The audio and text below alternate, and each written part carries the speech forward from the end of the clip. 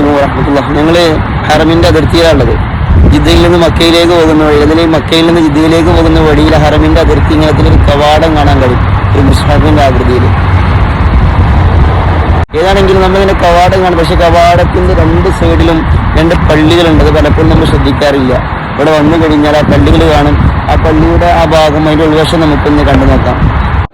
ഇതാണ് കവാടത്തിന്റെ താഴ്ഭാഗത്ത് കാണുന്നത് വിശാലമായ പള്ളി. നമ്മൾ പലപ്പോഴും കവാടം കാണാറുണ്ട് വാഹനത്തിൽ പോകുമ്പോൾ, ജിദ്ദയിലേക്ക് പോകുമ്പോൾ, ഹറമിന്റെ അതിർത്തി എന്ന പേരിൽ.